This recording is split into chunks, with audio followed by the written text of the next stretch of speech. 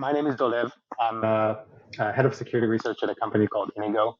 I'm here today to present to you the topic of the attack surface of GraphQL APIs.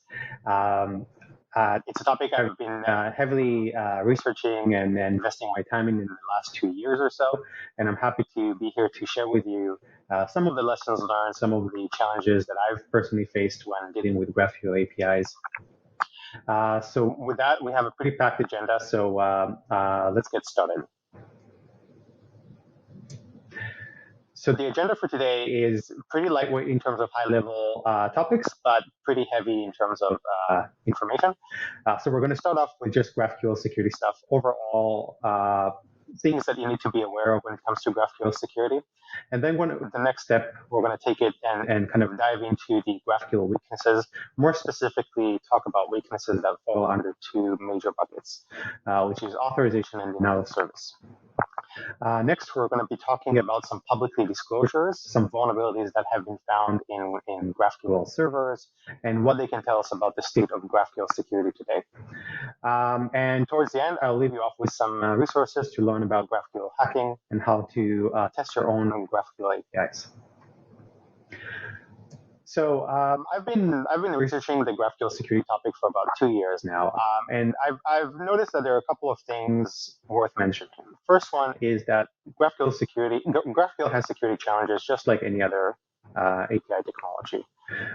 With any new and emerging technology, it takes some time for the people who adopt it, for the industry that adopts it, to catch up with some of the issues that the technology surfaces and build the necessary tooling to protect against that technology and just generally increase the awareness of how that technology can be abused from a security standpoint.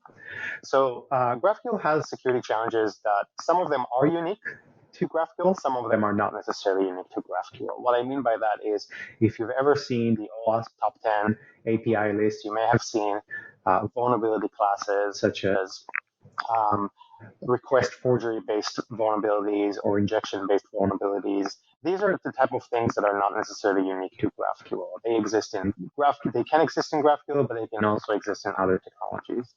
But what's unique about GraphQL is that the way it's designed, the query language itself, allows for optimizing certain attacks against certain vulnerabilities. So, for example, denial of service is a good example because GraphQL allows us to build very complex queries and therefore possibly exhaust resources on a GraphQL server. But I'll talk about those specific cases in the next couple of slides. By far, the most notable categories that I've personally seen are denial of service and authorization. These are the ones that you will typically see, and I'll touch more on those two when we get to the data analysis part as well. So you can see why I think that those two are the primary areas of concern in GraphQL. And when you implement a brand new GraphQL API, you stand up a GraphQL server, and you want to resolve some of these issues, then typically in most popular implementations, there is additional steps that you'll have to do, either using external libraries that are designed to solve some of these issues, as well as possibly you'll need to build your own tools that will give you the observability that you need in order to find out if somebody's actually abusing your APIs. And lastly, you may actually resort to a commercial solution altogether. But the good news is that the security industry has been catching up a lot on GraphQL. We see GraphQL gaining popularity. You see it more often, especially in things like penetration tests, where you don't necessarily know what technology you're going to be facing. We see GraphQL more and more.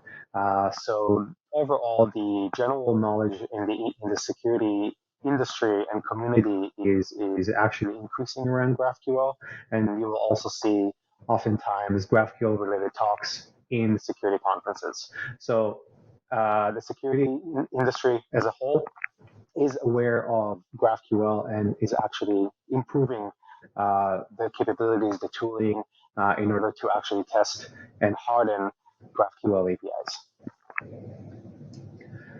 So with that, I want to take it to the first part of this presentation, which is focused on authorization. I had an interesting conversation with a friend of mine around authorization in GraphQL. And he had an interesting take, possibly a hot take, that it's not GraphQL's role to enforce authorization. And GraphQL is purely for querying data and not for handling any security-related concerns. But I also heard the opposite take, where it is the GraphQL's responsibility to do that. So the main problem here is that there is no consensus where authorization should live. It can live within GraphQL, it can live outside of GraphQL. And if you build up a GraphQL API, you may get to a point where you want to enforce some kind of authorization layer. So if you start Googling for like what are some of the best practices, how should I go about implementing authorization for my GraphQL API, you may end up with more questions than answers, simply because there is just more than one way to implement something. And there's not necessarily one best way to implement something. So there are different implementation types of authorization. You can implement authorization at the edge using an API gateway, for example, like an Amazon gateway. You can implement authorization that's tightly coupled with your schema using directives. I'll also talk about another approach, how you can basically enforce authorization using a type or path-based authorization. You can also implement authorization within the resolvers themselves, so very much tightly coupled with your code. Or you can go the opposite way of separating authorization or delegating the authorization role to a separate system so that you can completely decouple it from your GraphQL API, from your code. And I'll talk about that approach in a few more slides. So one of the common approaches to implement authorization in GraphQL APIs is by basically annotating a schema with custom directives, custom schema directives. So in this example, we have a type query with two queries. One is get users, the other one is get version. And get users and get version both have a directives in place, one to enforce authentication, and the other one is to enforce authorization. And more specifically, the enforcement is based on role-based access control, meaning that we delegate or give or grant permissions to certain roles to access and execute certain queries or mutations. So if the client has a role of an admin or a role of a user, they'll be able to query either get version or get users, depending on the role that they have assigned to them. The challenge with this approach is that your schema is typically not a static thing. It evolves, it grows, it can shrink. So if you have a really, really large schema, you need to make sure that your directives are in the right places and you actually implement them when new things get added to your schema. So if you add new queries and new mutations, you have to have the right tooling in place to make sure that those directives exist. And not only that they exist, also that they have the right rules set. So certain queries might be more sensitive than others, which will require higher roles, essentially. So you want to make sure that those exist and configured correctly. And same thing inverse. So if your schema is shrinking, you want to make sure that the directives get removed, and you want to make sure that if a schema is evolving and things are added, nobody is adding a query without the right directives. So this one is a little bit more challenging to maintain, but it's a very common way to implement authorization. Another approach to enforce authorization is using a path-based approach and a type-based approach, meaning that you have a subset or like a superset of a query with a bunch of fields that you allow clients to use. And you have the relevant types also configured. And so, for example, if you have a client making or requesting fields like people and characters, and let's say that both of them are of type person, then you can enforce authorizations such that the type itself is only exposing a subset of fields. So if you have a type called person and has like maybe 8 fields, and you only want to expose a subset of them to certain clients depending on their roles, then you can do that by coupling the types and the superset query so that only specific fields get exposed as opposed to the entire set of fields within that type. So this is another approach how you can selectively allow clients, depending on their permissions and roles, to have access to certain types of information. So I mentioned the coupling and decoupling authorization from GraphQL. So on the left side, there is the diagram that shows how a decoupled solution might look like. So you would basically have like an authorization sidecar. It could be a completely different service that holds all the authorization logic. So all the data about who can do what in your application lives separately to your GraphQL server. So when a request comes in, your service basically makes an additional call to this authorization service, asking for permission to process that query. You might be giving it some context so that the decision can be made. The main takeaway here is that the decision whether something should be allowed or not doesn't live in your GraphQL API. The decision is with that other system. So your service is going to make a call, get some Boolean statement back, or some Boolean result back, true or false, and the service is then going to make the decision or the enforcement itself. So the rejection or the acceptance of the query happens at the service level, but the decision is happening outside of your GraphQL API so that the logic lives elsewhere. That allows for centrally managing policies and possibly better control and better auditing, so that because it's simply not tied to the application itself. So if you have a very complex ecosystem, then your authorization logic lives in a single place, and you'll be able to know who's doing what in your application. And I'll give a couple more examples there. On the right side, you have the approach where you have the decision and enforcement coupled together. So you might have like a proxy service that processes traffic from clients. That proxy holds both the authorization logic and the ability to enforce those policies, so that a query comes in, the decision is made and enforced before your GraphQL API, so that the queries themselves don't even get to your service at all. They get rejected much earlier on in the process. So this is how you would couple decisions together with your GraphQL API. Another approach to authorization is around introspection. So if you're using introspection, you may know that you can toggle that on, toggle that off. In some cases, you may consider that a risk. In some cases, you may consider that as not a risk. That depends on different people have different opinions whether having introspection enabled is considered a risk. So you have two groups of people: those that think it's a risk and those that think that it's not. I'm in the group of people who thinks that information about your system should not impact the security of your system. So having more knowledge about your system shouldn't degrade your security levels. So if somebody has access to your schema, you should be confident in your application to be able to handle authorization correctly and other types of possible attacks on your API. But not everybody thinks the same. So if you do want to expose introspection, you can actually do that by either exposing the full introspection to maybe authorized and highly privileged users. And if you don't want to expose the entire introspection to, let's say, authenticated users who may have a lower privileges, you can actually expose a subset of your introspection instead of completely disabling it. And if you have a system that also allows anonymous users to browse around and fetch data, maybe you can block access to the schema to anonymous users because they don't have any permissions and they're not authenticated. So it's not necessarily a complete disable or a complete enable. There is a middle ground as well. A couple of rules around authorization. So no matter what solution you choose, and like I mentioned earlier, there's no like best approach. There's the approach that works best for you.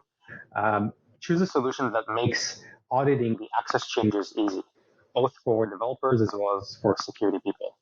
Authorization changes, access control changes are very sensitive in nature. Things can go wrong if you're making a change and suddenly your clients are allowed to do things they shouldn't be allowed. That could be introduce a lot of data security risks.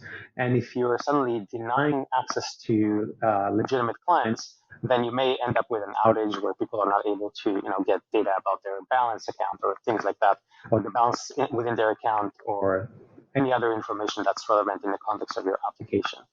Which brings me to point number 2. Your authorization layer should be logging both positive and negative cases of access grants and denies, essentially. So if you're making a change and it results in a spike of allows, you may want to pick that up to see if that's intended behavior. Same thing with the inverse.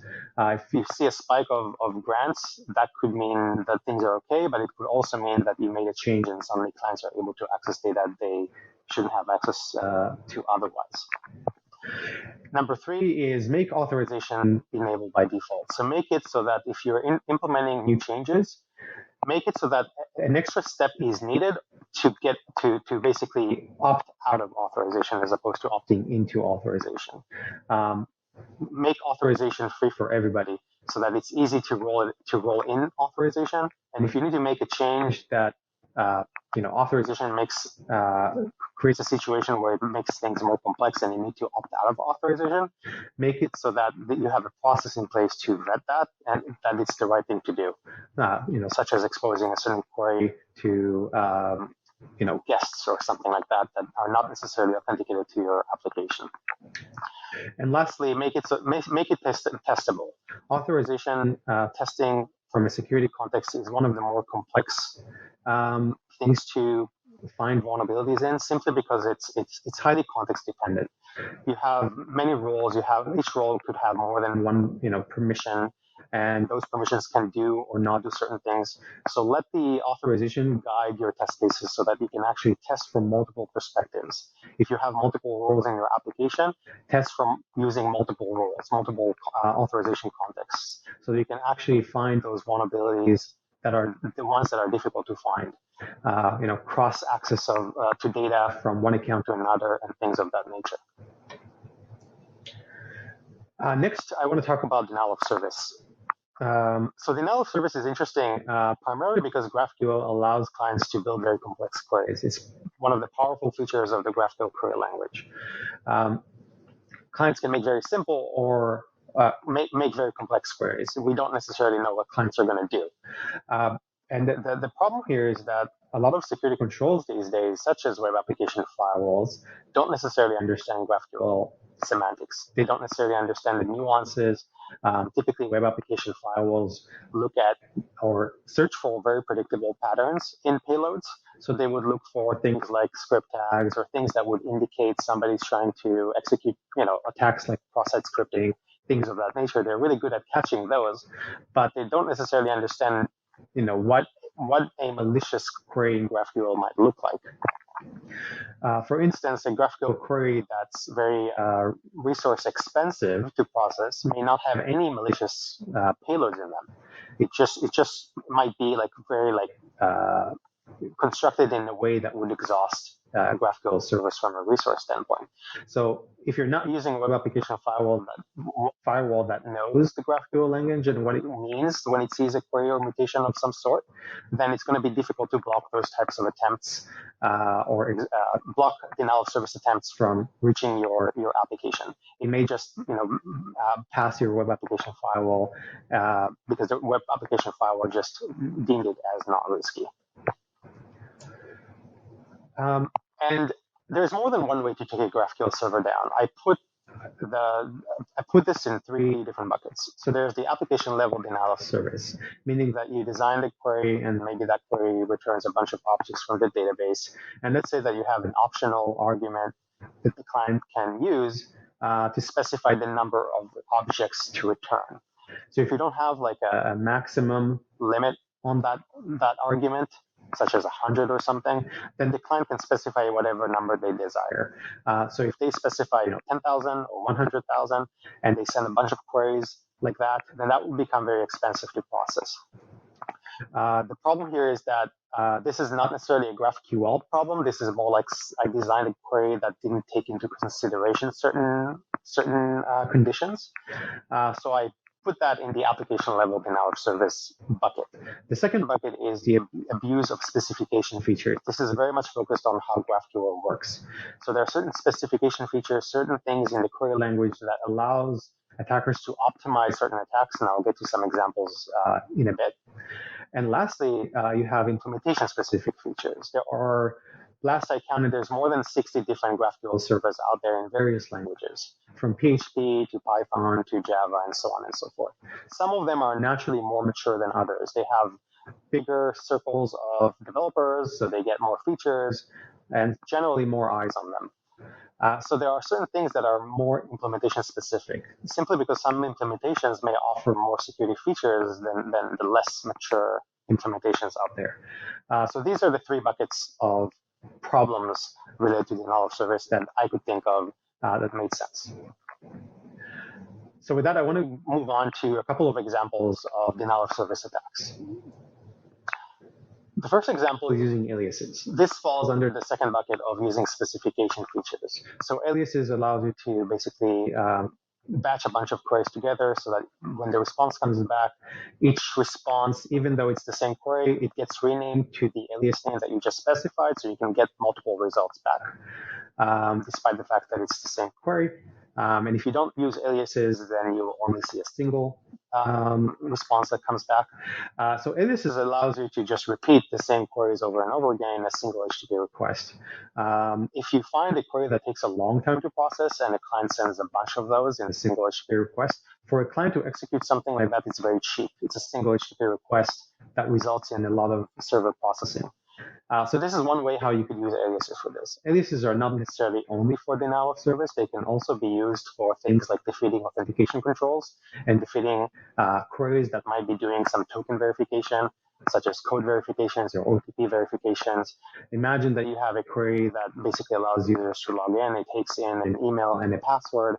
And you can basically alias those queries multiple times and use a dictionary to go through and iterate through different emails and passwords until you land on the right ones. Going back to the web application firewall problem, that they don't necessarily understand GraphQL semantics, they will see a single HTTP request and they will just let it through. But that HTTP request may include like 60 or 70 different login attempts. And this is why it's important for these type of controls to be aware of the type of attacks that, how certain attacks look like in a GraphQL context. So aliases can be used not just for denial of service, but also for defeating authentication controls. And they're pretty useful for an attacker to use. Another approach to batching queries together, sending multiple queries together, is using arrays. This is not something that exists in all GraphQL implementations. You have an array, and in that array, you add a bunch of queries together and send it, and the server will process them sequentially. The benefit that arrays have over aliases is that you can mix queries and mutations together, while aliases you can only alias queries together, or you can only alias mutations together, but not mix them both. So that's the benefit that arrays has over aliases. The disadvantage that arrays have is the fact that they don't exist everywhere, while aliases do exist in pretty much all implementations. So that's the disadvantage. From an attacker standpoint, this is a feature that exists, which is useful to have, but it's not going to exist everywhere. Next is circular queries. This is probably one of the most well-known types of issues in GraphQL. When you have two types that have bidirectional relationship in your schema, and there's a query that uses one of those, then you could potentially create a very heavily, deeply nested query that references one field, and that field references the former field, and so on and so forth. And if you create a very nested query, that could result in resource exhaustion as well. Luckily, though, most of the mature GraphQL implementations do have documentation around how to mitigate against that by limiting the number of depth levels that the query can actually have. So that's the advantage to this specific attack from a defensive standpoint. It's pretty well known and well documented. Another interesting area of concern that is actually documented in the specification is stickable fragments. So if you've ever used fragments, you know that you can basically reuse certain fields in parts of your document. So you can basically create two fragments that reference one another. So in this example, we have a query. Query uses fragment A. Fragment A has a bunch of fields in them, but it also uses fragment B. And then we have fragment B, which references back fragment A. So what happens here is query calls A calls B, and then B calls A again, and you end up in an infinite loop.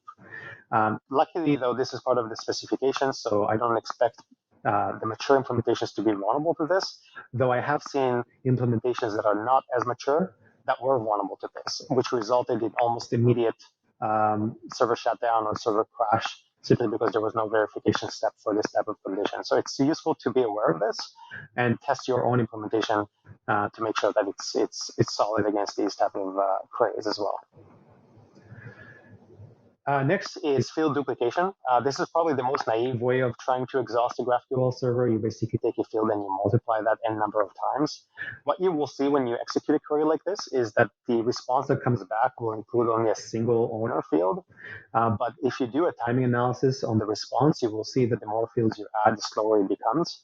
So while the response is basically unique to only a single field, despite you sending multiple of them, it still takes the server a long time to process and resolve those. So this is a very easy way to try and exhaust the GraphQL server, but it's not necessarily that effective because it requires large payloads. And lastly, directives are, you have two types of directives. You have schema directives and you have query directives. In this case, you can use query directives to basically try and exhaust like parsers or like make them work really, really hard to resolve a certain query. There's no limit to the number of directives you can have in a query. So if you list a bunch of a bunch of directives that don't exist, you will notice that it'll take longer and longer for the server to return a response. This is similar to like duplicated fields where it's not as effective. It will require a lot of queries and it will require to send them in a stream. So continuously to keep the server resources busy. So it's not as effective for an attacker because it just requires more resources to actually execute a successful attack. But it's good to be aware that this exists.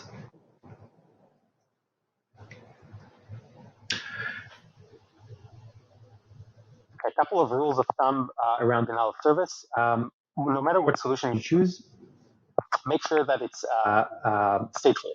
A lot of libraries that are related to security issues around rate limiting are stateless in nature. They check every query on a per query basis, but they don't track the full state of the client. So you might be blocking query, but not the following query. So if you have a lot of expensive queries that come your way, with a stateful solution, you will be basically looking at the entire session and see what the client is doing and block them if they exceed a certain amount of credits or something like that. But with stateless solutions, stateless libraries, you will typically evaluate on a per query basis without knowing what happened before. Strict linting is also interesting. You can just block things earlier on if you see a query that's built in a weird looking way. And like I said, not all web application firewalls understand GraphQL semantics, so use those solutions that do. And log anomalous queries when you actually see them. That's going to be beneficial for you and your security team, and you'll just be better off knowing how clients interact with your GraphQL API. Next, I want to move on to analyzing publicly disclosed vulnerabilities. The first one is from MITRE-CV database.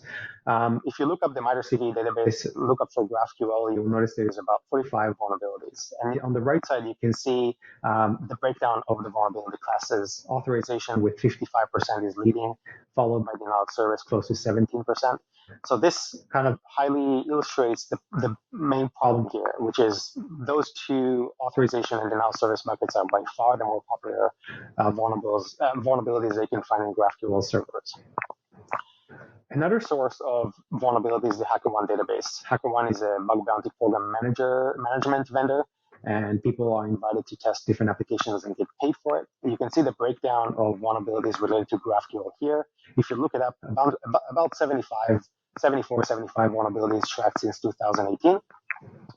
And authorization is almost at 90%. The reason why I think this is the reason. So the reason why I think this data is a little bit skewed and 90% is not necessarily a good indication is bug bounty participants are motivated by money, so they're naturally going to go for the highest impact vulnerabilities.